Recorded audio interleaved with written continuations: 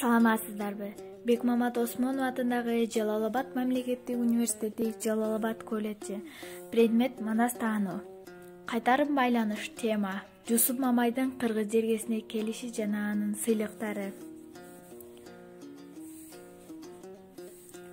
Окутуучу Кайкиева Ульпат Тагайбековна. БКМК 0220 тайпасы студент Алтынбек кызы Айданик. Жусуп Мамай биринчи жолу Кыргыз жергесине 1989 жылы жаш тарыхчылардын иш-чарасына келген. Ал эми экинчи ирет 1992 жылы манасчы Сагынбай Орозбаковдун 125 жылдык мааракесине. Үчүнчү жолу Кыргыз жергесине Жусуп Мамай 1995 жылы Манас эпосунун 100 жылдык мааракесине ардактуу конок катары чакырылат. Белгилүү кытайлык кыргыз манасчы Жусуп Мамай атабыздын алган сыйлыктары.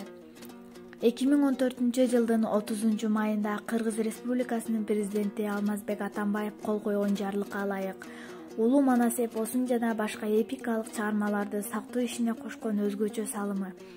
Ошондой эле Кыргызстандын элинин тарыхый жана маданий мурастарын байытууга сиңирген зор эмгек үчү манасчы Жусуп Мамайга ак шумкар өзгөчө белгиси тапшырылган. Ошондой эле Кыргыз Республикасынын баатыры эң жогорку артыкчылык даражасы ыйгарылды. Кытайдын эң жогорку сыйлыктарынын бири Тоо гүлү. Тоо гүлү сыйлыгына Жусуп Мамай 2 жолу татыган. Кыргыз эли артисти наамын алган. Биринчи даражадагы Манас ордени менен сыйланган.